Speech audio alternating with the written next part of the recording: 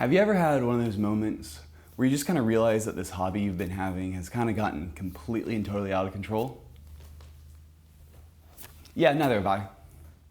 All right, so this is completely and totally overkill, but I finally went through and did it. I've been wanting to buy this right here, which is the full 42U rack. I've been wanting to buy this for a really long time, and I tried to buy some used ones, and there's just not that many good options. So I said, you know what? I'm just gonna go ahead and do it. And this pallet just showed up with a 400-pound rack on it, and I'm very excited to put it together. All right, so this is a 42U rack with both a front and a back door, the full data center style ones. And I purchased it from fs.com. I bought it completely with my own money. Nobody over at fs.com knows that I actually purchased this, other than I guess technically the billing department, but I didn't use any kind of discounts or anything like that. I just bought it, created my own account, and bought it off the website. Now, fs.com has actually sent me a lot of stuff that I'm gonna be going through and using to clean up my rack build in this video, but this right here, as well as a couple of fibers extra that I needed, I purchased totally with my own money. So if you want kind of an unbiased opinion on where I spend my own money, it's with fs.com. I've had a good experience with them so far, and I personally have purchased it now. And so I'm super excited for this video because I've been wanting to do this for a long time. I've been wanting to go through and kind of rip out my old rack, which has just been really a huge mess for a lot of reasons, and I've been wanting to just rearrange it with my own stuff. This is going to be great, and it's going to allow me to expand however I'd like to, and really keep everything clean. Though, it is going to be quite the time getting it all put together, and I'm very interested to see how well it fits. But we'll be doing that today, and we'll be going through and just ripping out my old rack. It's been really good for me, but honestly, a lot of stuff just doesn't fit in there, and so it's just been jankily put together. So I have no idea how long this thing's gonna take to put together and rearrange everything, but that's what this video is gonna be on. So this is the sad day where this box is gonna be going to a better place. I actually don't know what I'm gonna do. I'm probably just gonna give them away on Facebook or something. But for now, I've gotta go through and rip everything out here. So my goal for all of this is to kind of minimize downtime. So what I'm planning on actually doing is going through, and I'm gonna take my UDM Pro, which is currently my router, and I'm actually gonna take it out of here, and I'm actually gonna go put it in my networking closet over in the laundry room. This way, while I'm doing all this rearranging, Wi-Fi will still be up and internet will still be up, which is gonna be really important. And then I might also, this thing's on wheels, so I probably can just roll it out of here and set it up in my living room for now and just get it into the network to get everything working. So the first thing I'm gonna need to do is actually go through, right now this is on LACP to my switch in my networking closet. So I actually need to go through and rip that out. So I'm gonna take one of these out, and then I'm gonna go through and disable LACP. The reason I do that is that way it's just, when you have two things hooked up to the same switch and one of them's on LACP and one of them's not, you get really weird results. And so it's easier just to have one connection and then disable LACP.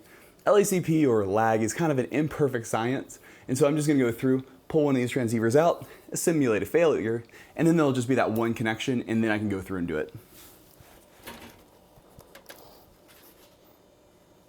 So now I should be able to go through on my UDM and go through and switch this on over. All right, so now that that's finally done, and I finally found my bag of dust covers for all my fiber gear. It took me way too long. I can now go through and start ripping all this stuff out, and we're gonna go through and move it out.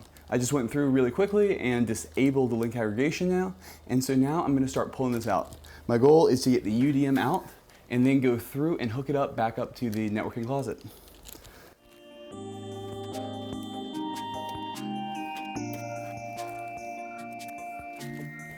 Just going through and adding in back some dust covers. We're gonna start getting this thing taken apart again. And the big question is gonna be, can I get this out without absolutely wrecking everything and ripping out my fiber? So we're gonna find out.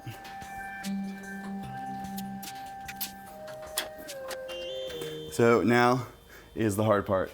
Once you remove two screws, it's no longer in there on the rack.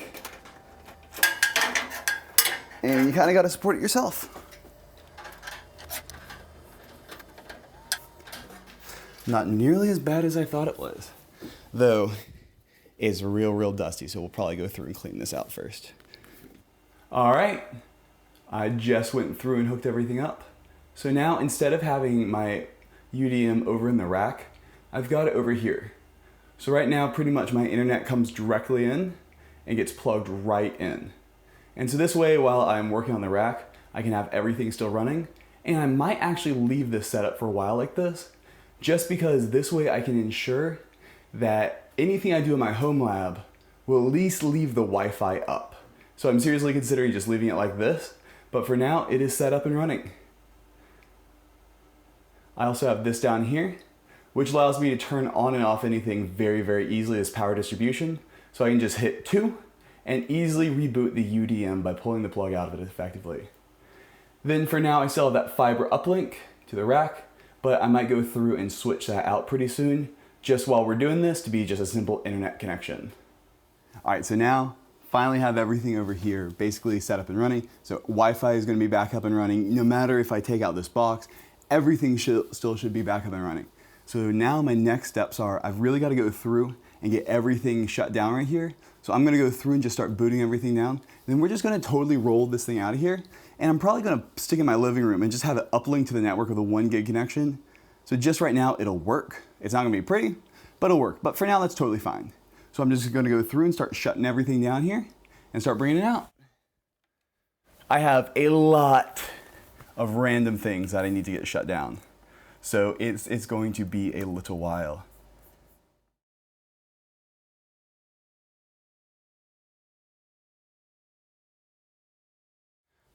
DNS is down. I gotta go migrate this Raspberry Pi to go be a backup Raspberry Pi.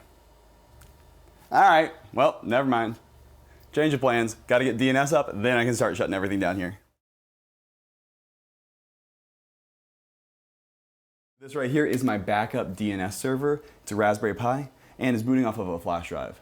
And the way I've got it set up is it's a backup. So that way, if my primary DNS goes down, which is on that VM behind me, then this one will take over. But when I unplugged the UDM, I unplugged everything. And so none of these had gigabit uplinks. I probably should have seen that coming. So I just need to go through, move this into the actual networking closet, which I've been planning on doing for a while now, just kind of separating out in 2 different spaces. Remember, trying to get everything set up where the entire server rack can go down and Katie will not notice. That's their goal. Have as few features, basically internet and Wi-Fi, everything needs to be able to be run right out of there. So I'm just gonna go through, find the power cable to this, and get it hooked up in the network. All right, well, after a lot of testing, I have determined that, in fact, my Raspberry Pi backup DNS server is dead. So that's gonna be a whole new adventure trying to get that back up and running. But thankfully, as I said in previous videos, always have 2 DNS servers if you're running them at home and you're relying on them. And so thankfully I have that. And so at least we can get back up and running and I can go figure that out and we're not totally dead in the water. Finally went through, finally have DNS back up and running now so we can do a dig, and boom, it successfully actually works.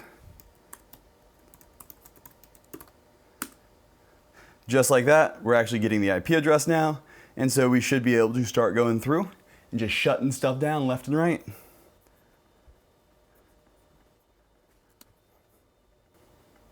All right, the way I like to shut things down is go through and shut down everything that's not crucial. So what I'll do is I'll shut down everything but DNS and Zen Orchestra for my Zen Orchestra build, or well, my XCP&G VMs. So I'll just shut those down, everything that is not crucial.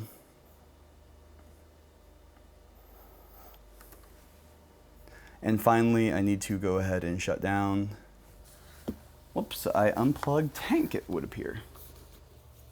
All right, turns out I'd also unplugged my Synology. So I can now go through, shut those bad boys down,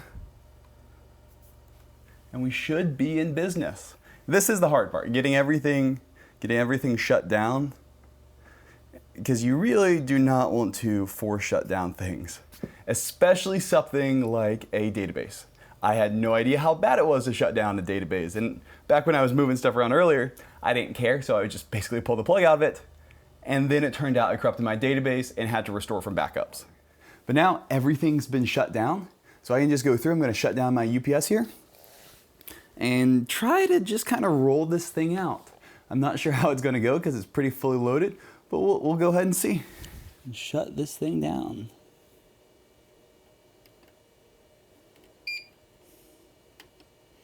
Off, no delay. It's so quiet in here. This switch right here is very, very, very loud.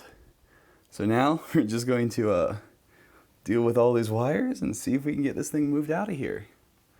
Slowly but surely. All right, so now we've got Katie filming this, and we have, I think, everything at least somewhat out of the way.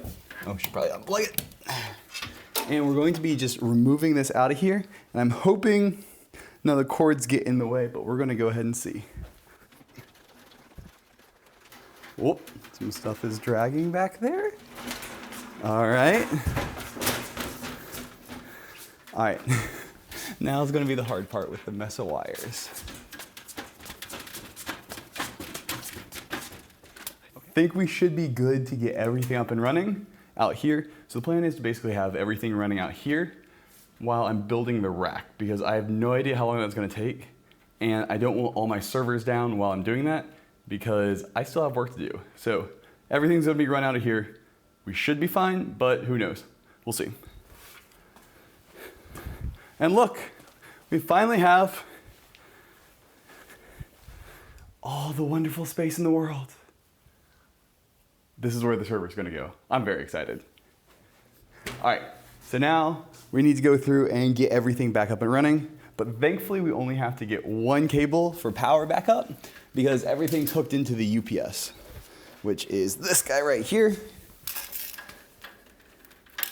So just gotta go plug this guy in, and then we'll have to figure out how to get the network back up and running.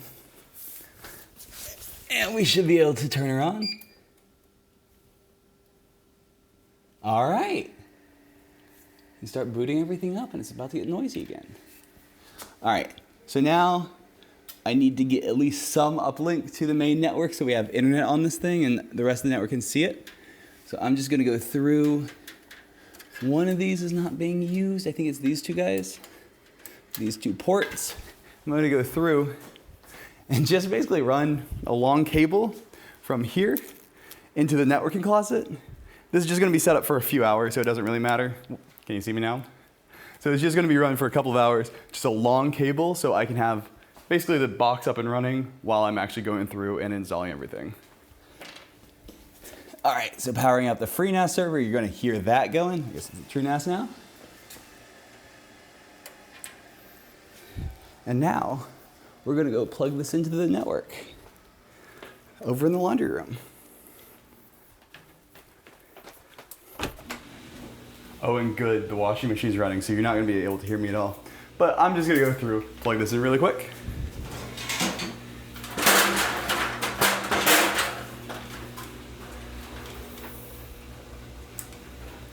All right, so now should be plugged in, and when that comes back up and running, we should actually have a network connection.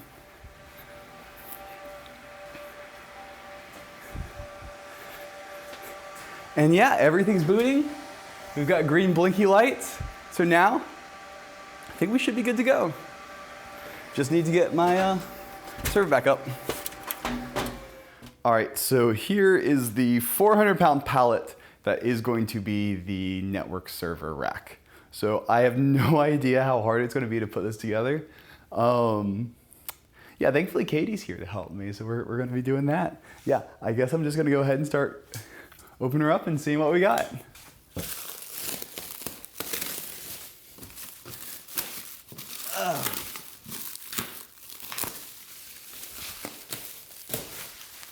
It appears to be quite a few boxes. So yeah, I think I'm just gonna go through, unload this into my living room, and then just start trying to put it together there. This could take hours or this could take days. I'm not sure which one it's gonna be, honestly.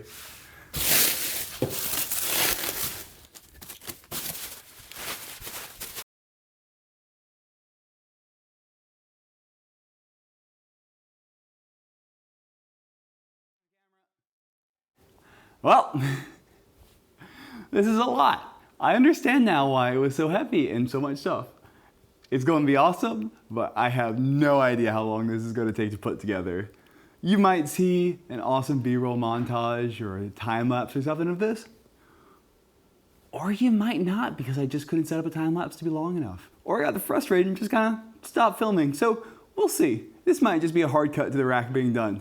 But here's hopefully there's at least 1 or 2 updates in the meantime. Yeah, this is gonna be a lot.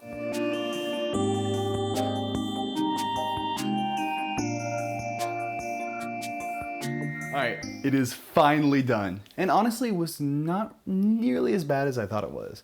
It probably took Katie and I maybe an hour and a half to do it. Yeah, there's not nearly as many pieces as I thought there were. It's just large and kind of getting it all together. But it is finally done, and I'm very, very excited. Unfortunately, the time lapse, I accidentally kind of overexposed it, so it kind of gets a little weird there. But yeah, it's finally done, and now I just need to go through and transfer everything out of the old box into this new box. And then it will earn its title of Box 2. So now the next time you see this thing, it will be full of server components.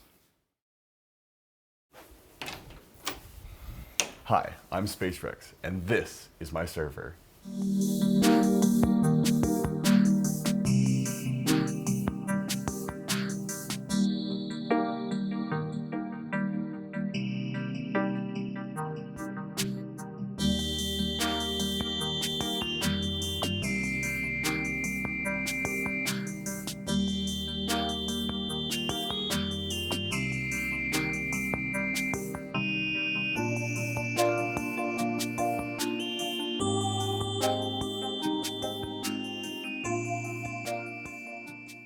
All right, so it is obviously now tomorrow. New shirt, birds are chirping outside, it's now the morning, and I finally got this thing where I want it.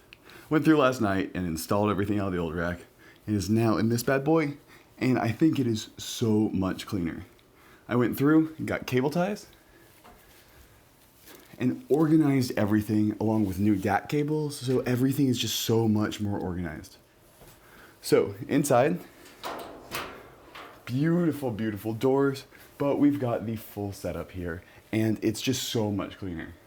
I've got a nice cable management arm now, and it just really helps all these cables going through and everything like that. We also have gone through and color-coded so many of the cable ties. So now we know, like, red, okay, that's the DAC cables that all go together. Trying to keep some semblance of order in all of this. Really going through and cleaning up. You'll also notice right here, I now only have 1 fiber cable coming in currently. And so that's actually because I've kind of changed my philosophy the last time I kind of did an update on how I'd like the network closets to be segregated. So if you'd seen my other video where I kind of went over my entire rack tour of my house, which is pretty much completely invalidated now because I've changed everything, but it's fine. I'll go through and make another one of these at one point. I went through and I had only basically a network switch in my laundry room. And that's where all the copper cables came in. I've kind of changed that after I had an issue. And the reason is because this is unstable, effectively. This is not a normal configuration. I'm always going to be messing around with this, always changing things around in this room. And that can be a problem for the rest of my network. So a couple of weeks ago, I got off work early, Katie was working late, and I was going through and I was changing some settings in Unify. And I accidentally took out the internet, and so she dropped off a meeting, which is not good. And so the problem with that is I had it set up where everything was coming into the rack and then going out to the networking closet. And so if I made any kind of upstream error, so if I had a bad configuration on the UDM or on the switch, I would go through and take out internet for the rest of the house, which is a real problem. So I'm kind of changing my mentality on that now and going to set it up where this entire rack can be independent. Nothing in this rack should be able to take out the entire Wi-Fi network. My goal is to have basic internet and Wi-Fi always running directly out of that laundry room. And so now I've switched over from having everything coming into here to now the Unify is directly hooked up to the internet connection in there, and it also goes through and hooks up directly to my PoE switch that goes to the majority of the house. So this way, there is then a single SFP plus uplink into here for internet. And so I can go through, I can unplug that network cable right there, and the internet will be fine. Everything in the rest of the house that is not part of my server rack will be fine. The only things that will suffer are my personal connections, which is kind of how it needs to be. So if you're designing an actual office network, that is not what you want to do. You probably either want to have a redundant method, but that's way out of the scope of what I can do, or you'd rather have what's called a hub and spoke network. Essentially what you have is everything goes into one massive top of rack switch that then goes out to everything else. And so that gives you the best performance and the best resiliency generally.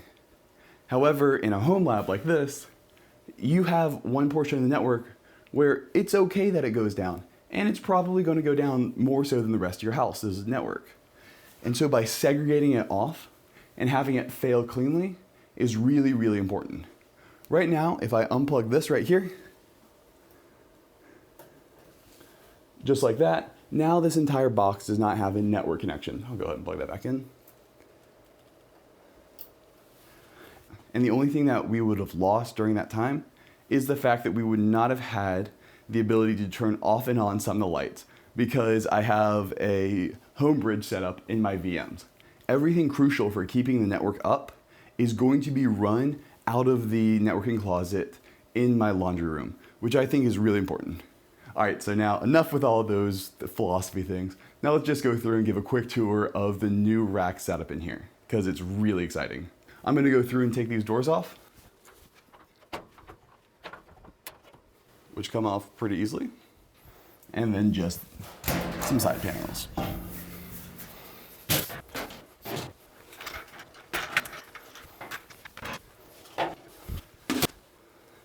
All right, so with the doors off, you know it's time for Smartphone Filmmaker.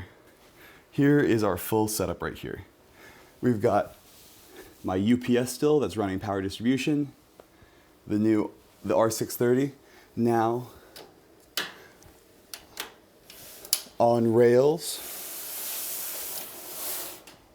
slides out super easy, slides right back in and locks into place, up to the Synology, up to my XCP&G VMs, and now up to my network. So I've got these beautiful little cable management now that helps so much keep it clean. So this room's not super wide, unfortunately, as you can see. I just fit here, and it is still the guest bedroom. So I did end up going with a much shorter width rack.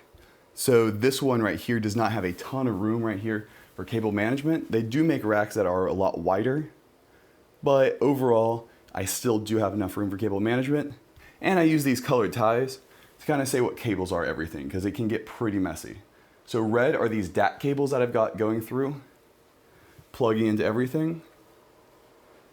Then green down here are my internet in, and then there's my single fiber uplink that actually goes up in right there to the top of the server. Got to figure out the best way to do that. And you'll see down here with this extra cable, since this R630 has to be able to slide out, you've got to have a lot of slack in the lines. And so I just took 2 DAC cables and they're actually pretty thick ones, which I think helps a lot for not getting tangled and things like that. And so it's got this loop right here, which allows it to go through and slide all the way out and all the way back in. I've done my best to kind of cable manage everything as much as possible, but it's a work in progress. I mean, it's one of those things where I need to go through, and I'd love to buy some power distribution units. So right back here, you can see that there is a slot for a PDU, which is effectively just a massive power strip that goes on the side of the rack that allows you to go through, control everything. They've got smart ones, a whole bunch of stuff like that, but it would keep this a lot cleaner. The other thing is going through, knowing exactly the length for every single one of your DAC cables and doing it like that. I don't have that luxury because my setup's always changing, so it's really not worth it to go through, change everything required to change that, measure all that stuff, just for like 3 or 4 months later for it entirely to change. This is such a changing setup that it really doesn't make sense for me to do that. Though in the future, I would love to have that, but it's a nice to have. This thing's always worked, and that's kind of the fun of it. And so one other thing I did get to do, which has been really nice, and will help eliminate some bottlenecks and some workflows I have, is if you've seen my video on the UDM Pro, you know that effectively those 8 gigabit ports on it are kind of like a 9-port gigabit switch, with one of the ports being just directly linked to the rest of the machine. Really all that means is the maximum throughput you can get aggregated with all of those devices to the rest of the network, there's that 10 gig uplink, is 1 gigabit, which is fine for most things that are just like, hey, security cameras and stuff like that. But if you want to get something like a backup running that actually will use the full gigabit, you're going to start limiting the rest of those devices and could cause some issues. And so to solve that problem, I brought back my very first 10 gigabit switch, which is the Netgear GS110 EMX. It is a 10 gigabit switch that has 2 10 gigabit RJ45 ports on it, and then another 8 gigabit RJ45 ports on it. And it was the very first 10 gigabit switch I ever bought, and it's got managed interface, well, smart manage. But it can do link aggregation as well as VLANs, so that's all I need it for. And so now I've got that hooked up. And so I've got a 10 gig connection to the rest of the network, and all 8 of those ports can be fully saturated and not be slowing each other down because there's a 10 gig connection. Then if for whatever reason I needed another 10 gig connection, I could also use that as well. And so I'll be using that for things like backup jobs that want to go over 1 gigabit connection, and I really don't care how long they take necessarily, but I don't want them saturating. Or also things like for my Synology, I want to have a security camera VLAN. And so that will all be routed through there. And so that way I won't be saturating any kind of network connections, which is exactly what I need. And so yeah, this is the new rack. I'm really happy with it so far, and I'm just really excited for all the stuff I'm going to be able to add to it in the future. Right now, as you can see, there's a lot of empty space in there, but in the future, this will allow me to add whatever I need in here. And Katie and I now have a deal. If it doesn't fit in this box or the box in the laundry room, she's throwing it out. So it's really going to be good to keep everything in a very concise location. There are some major upgrades I do want to do this in the future. For one, I definitely want to go through and get a rack-mounted UPS that's got a little bit more capacity, and I also want to get some power distribution. I think that really should go through and really help me clean up all my cables, which are pretty messy right now. The other thing I do want to do, which I say I want to do it, I don't know if I'll ever actually find time, is go through and actually for all my RJ45 cables, go through and actually manually make them to the exact length that they need to be, which will be a lot cleaner of a connection, because right now I've got loops in places just to take up extra cable slack, and it doesn't look that good. It works for now, and I probably will never actually change it, but it is one thing I probably will want to do. The final upgrade I do think I will be wanting to do to this, and kind of the cable management looking nice route, is actually go through and change this out. So what I'd like to go through, and FS sells these it's essentially a bunch of LC cables all wrapped up into one single giant coil. And so I get a coil of 8 of those, and so they'd go directly from my wall plate into a little keystone patch panel, which will just make it a lot cleaner rather than just having all these individual fibers coming in. So I probably will be trying to do that in the future. All right, well, that's gonna be it for this overview of my rack setup. Huge thanks to fs.com. They've sent me a ton of stuff, and I guess I've also purchased a fair amount of stuff from them now too. But overall, I've been really happy with this rack, and I'm really excited to start being able to finally add in servers in here and not have them just flopping around like they were in the previous times.